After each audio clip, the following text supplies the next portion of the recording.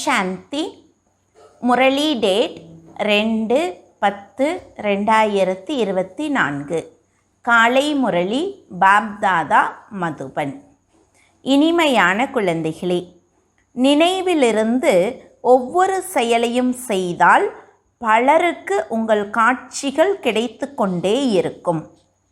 கேள்வி: சங்கமயுகத்தில் எந்த விதியால் உங்கள் இதயத்தை சுத்தமாக்க முடியும், அதாவது பவித்திரமாக்க முடியும்? பதில்: நினைவிலிருந்து உணவை தயார் செய்து நினைவிலிருந்து சாப்பிடுங்கள். அப்போது இதயம் சுத்தமாகும். சங்கமயுகத்தில் பிராமணர்கள் உங்கள் மூலமாக தயாரிக்கப்பட்ட பவித்திர பிரம்மா போஜனம் தேவர்களுக்கும் மிக பிரியமாக இருக்கிறது. யார் பிரம்மா போஜனத்திற்கு மதிப்பளிப்பார்களோ அவர்கள் தட்டை கழுவியும் குடிப்பார்கள். அதற்கு புகழ் அதிகமாக இருக்கிறது. நினைவில் உருவாக்கப்பட்ட உணவை சாப்பிடுவதால் சக்தி கிடைக்கும், இதயம் சுத்தமாகும். ஓம் சாந்தி. சங்கமயுகத்தில்தான் தந்தை வருகின்றார். ஆன்மீக தந்தை ஆன்மீக குழந்தைகளுக்கு புரிய வைக்கின்றார் என்பதை தினம்தோறும் குழந்தைகளுக்கு புரிய வைக்க வேண்டியதாக இருக்கிறது. குழந்தைகளே, தன்னை ஆத்மா என உணருங்கள் என ஏன் சொல்லுகின்றார்? எல்லையற்ற தந்தை ஆத்மாக்களுக்கு கற்பிக்கின்றார் என்பது குழந்தைகளின் நினைவில் இருக்க வேண்டும். சேவை செய்வதற்காக பலவித பாயிண்ட்டுகளில் புரிய வைக்கின்றார். சேவை இல்லை, நாங்கள் வெளியே எப்படி சேவை செய்வது என்று குழந்தைகள் கேட்கின்றார்கள். தந்தை சேவை செய்வதற்கான யுக்தியை மிக எளிதாக சொல்லுகின்றார். சித்திரங்கள் கையில் இருக்க வேண்டும். ரகுநாதரின் கருப்பு சித்திரமும் இருக்க வேண்டும், வெண்மை சித்திரமும் இருக்க வேண்டும். ஸ்ரீ கிருஷ்ணர் மற்றும் ஸ்ரீ நாராயணனின் சித்திரங்களும் வெண்மையாகவும் கருப்பாகவும் இருக்க வேண்டும். அவை சிறிய சித்திரங்களாகவும் இருக்கலாம். ஸ்ரீ கிருஷ்ணருக்கு அவ்வளவு சிறிய சித்திரத்தை உருவாக்கி இருக்கின்றார்கள். உண்மையில் வெண்மையாக இருந்த இவரை ஏன் கருப்பாக உருவாக்கி இருக்கின்றீர்கள் என்று நீங்கள் கோவிலின் பூசாரியிடம் கேட்க முடியும். சரீரம் உண்மையில் கருப்பாவதில்லை தானே? உங்களிடம் மிக நல்ல வெண்மையான சித்திரங்களையும் வைத்திருக்கின்றீர்கள். எனினும் இவரை ஏன் கருப்பாக உருவாக்கி இருக்கின்றீர்கள்? ஆத்மா எப்படி பலவித பெயர் உருவங்களை தாரணை செய்து கீழே இறங்கி வருகிறது என்பது குழந்தைகள் உங்களுக்கு புரிய வைக்கப்பட்டிருக்கிறது. எப்போது காமசிதையில் ஏறுகிறார்களோ அப்போதிருந்து கருப்பாகிறார்கள். ஜெகநாதர், ஸ்ரீநாதர் கோவிலுக்கு அதிகமான யாத்ரீகர்கள் வருவார்கள். உங்களுக்கு அழைப்பும் கிடைக்கிறது. சகோதரனே, சகோதரியே, வந்து கேளுங்கள், நாங்கள் ஸ்ரீநாத்தின் 84 பிறவிகளின் கதையை சொல்லுகின்றோம் என்று சொல்லுங்கள். இப்படி வேறு யாரும் சொற்பொழிவாற்ற முடியாது. இவரை ஏன் கருப்பாக உருவாக்கி இருக்கின்றார்கள் என்பதை நீங்கள் புரிய வைக்க முடியும். ஒவ்வொருவரும் நிச்சயம் பாவன நிலையிலிருந்து பதீத்தமாகியே தீர வேண்டும். தேவர்கள் எப்போது பாவ பாதையில் சென்றார்களோ அப்போது அவர்களை கருப்பாக உருவாக்கினார்கள். காமசிதையில் அமருவதால் இரும்பு காலத்தை சார்ந்தவர்களாக மாறிவிடுகிறார்கள். இரும்பின் நிறம் கருப்பாக இருக்கிறது, தங்கம் பொன்னிறமாக இருக்கிறது. அவர்களை வெண்மையானவர்கள் என்று சொல்லுகின்றார்கள். அவர்களே 84 ஜென்மங்களுக்கு பிறகு கருப்பாகின்றார்கள். ஏணியின் சித்திரம் நிச்சயம் கையில் இருக்க வேண்டும். ஏணியும் மிக பெரியதாக இருக்க வேண்டும். ஒருவர் தொலைவிலிருந்து நல்லபடியாக பார்க்க வேண்டும். பாரதத்தின் நிலை இப்படி இருக்கிறது என்று நீங்கள் புரிய வைப்பீர்கள். உயர்வும் தாழ்வும் என்று எழுதப்பட்டிருக்கிறது. குழந்தைகளுக்கு சேவை செய்வதற்கு அதிக ஆர்வம் இருக்க வேண்டும். பொற்காலம், வெள்ளிக்காலம், செம்புக்காலம் என இந்த உலகின் சக்கரம் எப்படி சுற்றுகிறது என்பதை புரிய வைக்க வேண்டும். பிறகு இந்த புருஷோத்தம சங்கமயுகத்தையும் காட்ட வேண்டும். அதிக சித்திரங்களை எடுத்து செல்லாதீர்கள். ஏணியின் சித்திரம் முக்கியமானது. அது பாரதத்திற்காக இருக்கிறது. இப்போது மீண்டும் நீங்கள் எப்படி பாவனமானவராக மாற முடியும் என்பதை புரிய வைக்க வேண்டும். ஒரு தந்தை மட்டுமே பதீத்த பாவனர். அவரை நினைவு செய்வதால் நொடியில் ஜீவன் முக்தி கிடைக்கின்றது. குழந்தைகள், உங்களிடம் இந்த முழு ஞானமும் இருக்கிறது. மற்றபடி எல்லோரும் அஞ்ஞான உறக்கத்தில் உறங்கிக் கொண்டிருக்கின்றார்கள். பாரதம் ஞானத்தில் இருந்தபோது அதிக தனவானாக இருந்தது. இப்போது பாரதம் அஞ்ஞானத்தில் இருப்பதால் எவ்வளவு ஏழையாக இருக்கிறது. ஞானி மனிதர்களும் அஞ்ஞானி மனிதர்களும் இருக்கின்றார்கள் தானே. தேவி தேவர்கள் மற்றும் மனிதர்கள் பிரபலமாக இருக்கின்றார்கள். தேவர்கள் சத்தியுகத்திலும் திரேதாயுகத்திலும் இருக்கின்றார்கள். மனிதர்கள் துவாபர யுகத்திலும் கலியுகத்திலும் இருக்கின்றார்கள். எப்படி சேவை செய்வது என்பது குழந்தைகளின் புத்தியில் எப்போதும் இருக்க வேண்டும். அதையும் தந்தை புரிய வைத்து கொண்டே இருக்கின்றார். ஏணியின் படம் புரிய வைப்பதற்கும் மிக நன்றாக இருக்கிறது. இல்லற விவகாரத்தில் இருங்கள் என்று தந்தை சொல்லுகின்றார். சரீர நிர்வாகத்திற்காக தொழில் போன்றவைகளை செய்தே ஆக வேண்டும். உலகிய கல்வியும் கற்க வேண்டும். மீதி என்ன நேரம் கிடைக்குமோ அதில் பிறருக்கு நாம் எப்படி நன்மை செய்வது என்று சேவை செய்வதற்கு சிந்தனை செய்ய வேண்டும். இங்கே நீங்கள் பலருக்கு நன்மை செய்ய முடியும். தந்தையின் முரளி கேட்கவே நீங்கள் இங்கே வருகின்றீர்கள். இதில்தான் மாயமே இருக்கிறது. மனிதனிலிருந்து தேவராக மாறுகின்றீர்கள். தந்தையை தவிர அப்படி வேறு எந்த மந்திரவாதியும் இருப்பது இல்லை. யுத்தம் எதுவுமின்றி மனிதரை தேவராக மாற்றினார் என்று பாடலும் இருக்கிறது.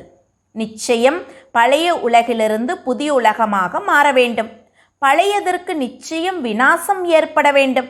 இந்த நேரம் நீங்கள் ராஜயோகத்தை கற்பதால் நிச்சயம் ராஜாவாகவும் ஆக வேண்டும். 84வது பிறவிக்கு பிறகு 1ஆம் நம்பர் பிறவி தேவை என்பதை இப்போது குழந்தைகள் நீங்கள் புரிந்து கொள்ளுகின்றீர்கள். ஏனென்றால் உலகின் வரலாறு புவியியல் ரிப்பீட் ஆகிறது. சத்தியுகம் திரேதாயுகம் என எவையெல்லாம் வந்து சென்றனவோ அவை நிச்சயம் ரிப்பீட் ஆக வேண்டும்.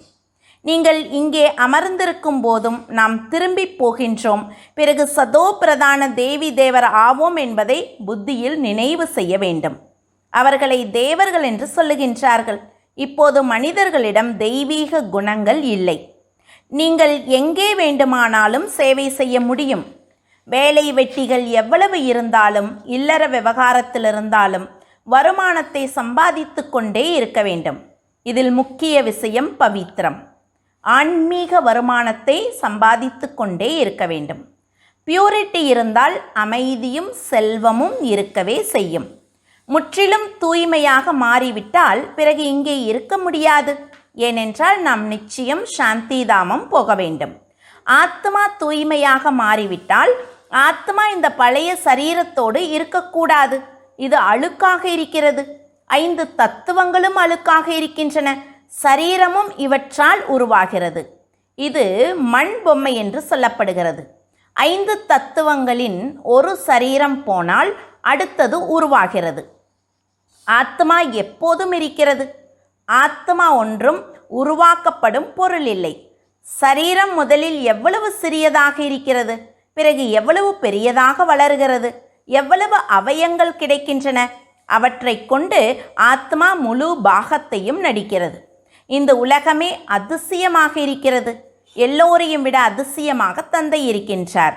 அவர் ஆத்மாக்களுக்கு அறிமுகத்தை கொடுக்கின்றார். ஆத்மாக்கள் நாம் எவ்வளவு சிறியதாக இருக்கின்றோம். ஆத்மா பிரவேசம் செய்கிறது. ஒவ்வொரு பொருளும் அதிசயமாக இருக்கிறது. விலங்குகளின் சரீரம் எப்படி உருவாகிறது? அதிசயமாக இருக்கிறது. ஆத்மா எல்லாவற்றையும் விட மிக சிறியதாக இருக்கிறது. யானை எவ்வளவு பெரியதாக இருக்கிறது. அதில் எவ்வளவு சிறிய ஆத்மா சென்று அமர்கிறது.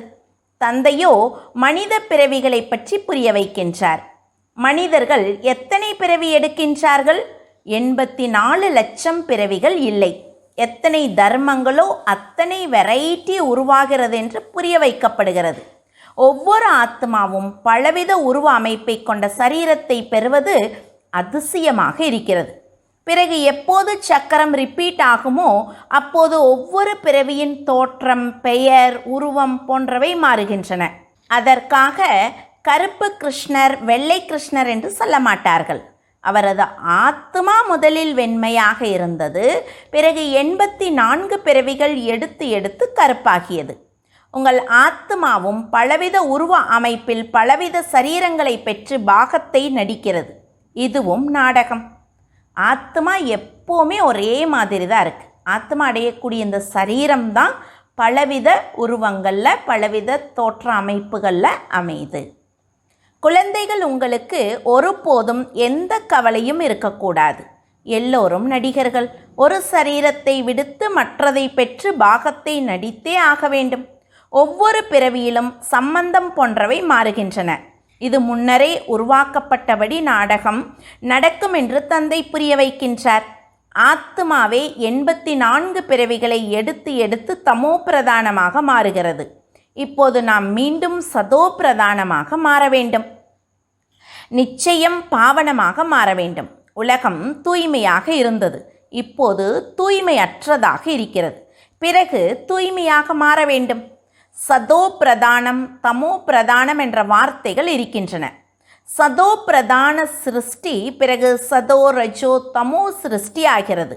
இப்போது யார் தமோ பிரதானமாக மாறியிருக்கிறார்களோ அவர்கள் பிறகு எப்படி சதோ பிரதானமாக மாறுவது? பதீத்தத்திலிருந்து எப்படி பாவனமாக மாறுவது? மழை நீரால் ஒன்றும் தூய்மையாக மாறமாட்டார்கள். மழையால் மனிதர்களுக்கு மரணமும் ஏற்படுகிறது. வெள்ளம் ஏற்படும் போது எத்தனை பேர் மூழ்கி விடுகின்றார்கள். இப்போது இந்த எல்லா கண்டங்களும் இருக்காது என்று தந்தை புரிய வைத்து கொண்டே இருக்கின்றார். இயற்கை சீற்றங்களும் உதவி செய்யும். எவ்வளவு மனிதர்கள் இருக்கின்றார்கள். விலங்குகள் போன்றவை நீரில் அடித்துச் செல்லப்படுகின்றன. அதற்காக தண்ணீரில் பாவனமாக மாறுகிறார்கள் என்பது கிடையாது. சரீரம் சென்று விடுகிறது.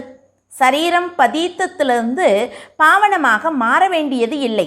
ஆத்மாவே பாவனமாக மாற வேண்டும். பதீத்த பாவனராக ஒரு தந்தையே இருக்கின்றார். அவர்கள் தம்மை ஜகத் குரு என்று சொல்லிக்கொள்ளலாம். எனினும் சத்கதி கொடுப்பதே குருவின் வேலை. அப்படி ஒரு தந்தை மட்டுமே சத்கதி கொடுக்கும் வள்ளலாக இருக்கின்றார். சத்குருவான தந்தையே சத்கதி கொடுக்கின்றார். தந்தையோ மிக அதிகமாக புரிய வைக்கின்றார். கற்பிப்பதற்காக குருமார்களும் சீடர்களை அருகில் அமர வைக்கின்றார்கள். இவரும் அவருக்கு அருகில் அமர்ந்திருக்கின்றார். அதாவது பிரம்மா பாபாவும் சிவபாபாவுக்கு அருகாமையில் அமர்ந்திருக்கார். தந்தை புரிய வைப்பதைப் போல் இவரும் புரிய வைத்திருப்பார் தானே. அதனால் குரு பிரம்மா நம்பர் 1ற்கு போகின்றார். கண்களை திறந்தவுடன் சாம்பலாக்குகின்றார் என்று சங்கரரை சொல்லுகின்றார்கள். பிறகு அவரை குரு என்று சொல்லக்கூடாது. இருந்தும் என்னை மட்டும் நினைவு செய்யுங்கள் என்று தந்தை சொல்லுகின்றார். நாங்கள் வேலை வெட்டியின் கவலைகளில் இருக்கின்றோம். நாங்கள் எப்படி தன்னை ஆத்மா என்று உணர்ந்து தந்தையை நினைவு செய்வது என சில குழந்தைகள் கேட்கின்றார்கள். பக்தி மார்க்கத்தில் நீங்கள் ஹே ஈஸ்வரா, ஹே பகவான் என்று சொல்லி நினைவு செய்தீர்கள் தானே என்று தந்தை புரிய வைக்கின்றார். எப்போது ஏதாவது துக்கம் ஏற்படுமோ அப்போது நினைவு செய்கின்றீர்கள். ராம் ராம் என்று சொல்லுங்கள் என இறக்கும் தருவாயிலும் சொல்லுகின்றார்கள். பல அமைப்புகள் ராம் ராம் என்பதை தானமாக கொடுக்கின்றார்கள். நீங்கள் எப்படி ஞான தானம் செய்கின்றீர்களோ அப்படி அவர்கள் ராமர் என்று சொல் என்று சொல்லுகின்றார்கள்.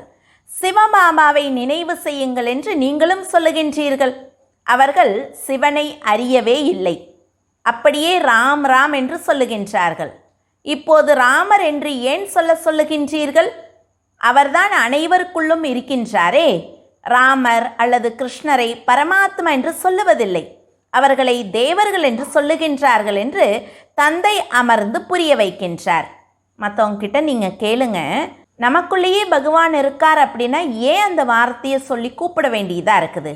அதனால் தந்தை புரிய வைக்கிறாரு. பரமாத்மா, கிருஷ்ணர், ராமர் இவங்களாம் யார் அப்படிங்கிறத பாபா நமக்கு அமர்ந்து புரிய வைக்கிறார். அவர்களுக்கும் கலைகள் குறைந்து கொண்டே போகின்றன. அதாவது தேவதைகளுக்கு ஒவ்வொரு பொருளின் கலையும் குறையவே செய்கிறது. துணியும் முதலில் புதியதாகவும் பிறகு பழையதாகவும் ஆகிறது. தந்தை இத்தனை விஷயங்களை புரிய வைக்கின்றார். இருந்தும் எனது இனிமையிலும் இனிமையான குழந்தைகளே, தன்னை ஆத்மா என உணருங்கள் என்று சொல்லுகின்றார். நினைத்து நினைத்து சுகம் பெறுங்கள். இங்கே இருப்பது துக்கதாமம். தந்தையையும் ஆஸ்தியையும் நினைவு செய்யுங்கள். நினைவு செய்து செய்து அளவற்ற சுகத்தை பெறுங்கள். அதனால் கவலை, துன்பம், வியாதி போன்ற எல்லாம் விலகிவிடும். நீங்கள் 21 பிறவிகளுக்கு நோயற்றவர்களாக மாறிவிடுவீர்கள். உடலின் எல்லா துன்பங்களும் கவலைகளும் நீங்கினால் ஜீவன் முக்தியின் பதவி பெறுவீர்கள் பாடுகிறார்கள். ஆனால் செயலுக்கு வருவது இல்லை. தந்தை உங்களுக்கு நடைமுறையில் புரிய வைக்கின்றார். தந்தையை நினைவு செய்தால் உங்கள் எல்லா மன ஆசைகளும் நிறைவேறும். சுகவாசி ஆவீர்கள் என்று உங்களுக்கு தந்தை பிராக்டிக்கலாக புரிய வைக்கின்றார். தண்டனை பெற்று ரொட்டி துண்டுகளை பெறுவது நன்றாக இல்லை. சூடான ரொட்டியே எல்லாருக்கும் பிரியமாக இருக்கிறது.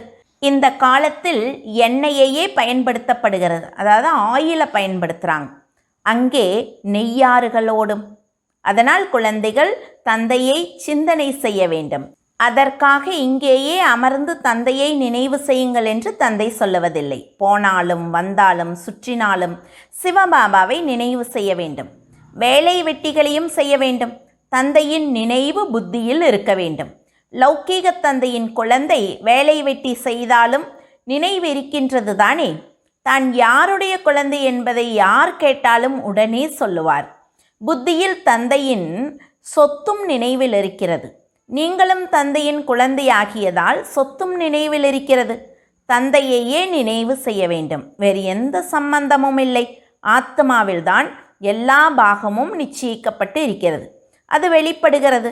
இந்த பிராமண குலத்தில் எந்த பாகம் கல்பமாக நடந்ததோ அதுவே அமர்ஜ் ஆகி கொண்டு இருக்கிறது. உணவு தயாரியுங்கள், மிட்டாய் தயாரியுங்கள், அப்போதும் சிவபாபாவை நினைவு செய்து கொண்டே இருங்கள் என்று தந்தை புரிய வைக்கின்றார். சிவபாபாவை நினைவு செய்து தயாரித்தால் அந்த மிட்டாயை சாப்பிடுபவர்களுக்கும் நன்மை ஏற்படும். எங்காவது காட்சியும் கிடைக்கலாம். பிரம்மாவின் காட்சியும் கிடைக்கலாம். சுத்த உணவாக இருந்தால் பிரம்மாவின், ஸ்ரீ கிருஷ்ணரின், சிவனின் காட்சி பெற முடியும். பிரம்மா இங்கே இருக்கின்றார். பிரம்மா குமாரிகளுக்கு பெயர் பிரசித்தமாக இருக்கிறது தானே. பலருக்கு காட்சி கிடைத்து கொண்டே இருக்கும். ஏனென்றால் தந்தையை நினைவு செய்கின்றீர்கள் தானே. தந்தை அதிக யுக்திகளை சொல்லிக்கொண்டே இருக்கின்றார். அவர்கள் வாயால் ராம் ராம் என்று சொல்லுகின்றார்கள். நீங்கள் வாயால் எதையும் சொல்ல வேண்டியது இல்லை. குருநானக்கிற்கு உணவு படைக்கின்றோம் என்று அந்த மனிதர்கள் எப்படி நினைக்கின்றார்களோ அப்படி நாம் சிவபாபாவிற்கு உணவு படைப்பதற்காக தயாரிக்கின்றோம் என்று நீங்களும் நினைக்கின்றீர்கள். சிவபாபாவை நினைவு செய்து உருவாக்கினால் பலருக்கு நன்மை ஏற்படும். அந்த உணவில் சக்தி இருக்கும். எனவே சிவபாபாவை நினைவு செய்து தயாரிக்கின்றீர்களா என்று பாபா உணவு தயாரிப்பவர்களை கேட்கின்றார். சிவபாபாவின் நினைவிருக்கிறதா என்று எழுதப்பட்டு இருக்கிறது. நினைவில் இருந்து தயாரித்தால் சாப்பிடுபவர்களுக்கும் சக்தி கிடைக்கும். இதயம் சுத்தமாகும். பிரம்மா போஜனத்திற்கு புகழும் இருக்கிறது. பிராமணர்களால் தயாரிக்கப்பட்ட உணவை தேவர்களும் விரும்புகின்றார்கள். இதுவும் சாஸ்திரத்தில் இருக்கிறது. பிராமணர்கள் தயாரித்த உணவை சாப்பிடுவதால் புத்தி சுத்தமாகிறது, சக்தி இருக்கிறது. பிரம்மா போஜனத்திற்கு அதிக புகழ் இருக்கிறது. யாருக்கு பிரம்மா போஜனத்தின் மீது மதிப்பு இருக்குமோ அவர் தட்டை கழுவியும் குடிப்பார். அதை மிக உயர்ந்ததாக நினைக்கின்றார். உணவு இல்லாமல் இருக்க முடியாது. பஞ்சத்தில் உணவு இல்லாமல் இறந்து போகின்றார்கள். இந்த அவயங்கள் மூலமாக ஆத்மாவே உணவை சாப்பிட்டு சுவையை உணர்கிறது. நன்றாக இருக்கிறது அல்லது இல்லை, இது நல்ல சுவையோடு இருக்கிறது, சக்தி அளிப்பதாக இருக்கிறது என ஆத்மா சொல்லுகிறது தானே. போக போக எப்படி நீங்கள் முன்னேற்றம் பெறுவீர்களோ அப்படி உங்களுக்கு உணவும் கிடைத்து கொண்டே இருக்கும். அதனால் சிவபாபாவை நினைவு செய்து உணவு தயாரியுங்கள் என்று குழந்தைகளுக்கு சொல்லுகின்றார். தந்தை எதை புரிய வைக்கின்றாரோ அதை அமலுக்கு கொண்டு வர வேண்டும். நீங்கள் தாய் வீட்டில் இருக்கின்றீர்கள், மாமியார் வீட்டிற்கு போகின்றீர்கள். சூக்ஷ்ம வதனத்திலும் ஒருவரை ஒருவர் சந்திக்கின்றீர்கள். உணவை, அதாவது போக எடுத்து செல்லுகின்றீர்கள். தேவர்களுக்கு உணவு கொடுக்கின்றீர்கள் தானே. தேவர்கள் வருகின்றார்கள். பிராமணர்கள் நீங்கள் அங்கே போகின்றீர்கள். அங்கே கூட்டம் கூடுகிறது. நல்லது. இனிமையிலும் இனிமையான காணாமல் போய் கண்டெடுக்கப்பட்ட செல்ல குழந்தைகளுக்கு தாய் தந்தை பாம் தாதாவின் அன்பு நினைவுகள் மற்றும் காலை வணக்கம். ஆன்மீக குழந்தைகளுக்கு ஆன்மீக தந்தையின் நமஸ்காரம். ஆன்மீக தந்தைக்கு ஆன்மீக குழந்தைகளின் அன்பு நினைவுகளும் நமஸ்காரமும். தாரணைக்கான முக்கிய சாரம். முதல் பாயிண்ட், எந்த விஷயத்தை பற்றியும் கவலைப்படக்கூடாது. ஏனென்றால் இந்த நாடகம் முற்றிலும் அக்யூரேட்டாக உருவாக்கப்பட்டிருக்கிறது. அனைத்து நடிகர்களும் இதில் அவரவர் பாகத்தை நடித்து கொண்டு இருக்கின்றார்கள். இரண்டாவது பாயிண்ட், ஜீவன் முக்தி பதவி பெறுவதற்கும் சதா சுகவாசி ஆவதற்கும் மனதில் ஒரு தந்தையை மட்டும் சிந்திக்க வேண்டும். வாயால் எதையும் சொல்ல வேண்டியது இல்லை. உணவு தயாரிக்கும் போதும் சாப்பிடும் போதும் தந்தையின் நினைவில் நிச்சயம் இருக்க வேண்டும். வரதானம், சுயநலம், பொறாமை மற்றும் சிடுசிடுப்பிலிருந்து விடுபட்டிருக்கும் கோபத்தை வென்றவர் ஆகுக. என்ன ஆலோசனை வேண்டுமானாலும் கொடுங்கள். சேவை செய்வதற்கு தன்னை ஆஃபர் கொடுங்கள். ஆனால் ஆலோசனை வழங்கிய பிறகு அதை ஆசையின் ரூபமாக மாற்றாதீர்கள். எண்ணம் எப்போது ஆசையின் வடிவம் பெறுமோ அப்போது சிடுசிடுப்பு வருகிறது. அதனால் தன்னலமின்றி ஆலோசனை கொடுங்கள். சுயநலத்தோடு செய்யாதீர்கள். நான் சொன்னால் நடந்தே ஆக வேண்டும் என்று நினைக்காதீர்கள். ஆஃபர் கொடுங்கள். ஏன் என்ன என்பதில் போகாதீர்கள். இல்லை என்றால் பொறாமையும் வெறுப்பும் ஒரு சேர வரும். சுயநலம் அல்லது பொறாமையின் காரணமும் கோபத்தை தோற்றுவிக்கிறது. இப்போது இதிலிருந்தும் விடுபடுங்கள். ஸ்லோகன், அமைதியின் தூதுவராகி அனைவருக்கும் அமைதியை கொடுப்பதே உங்கள் தொழில். ஓம் சாந்தி.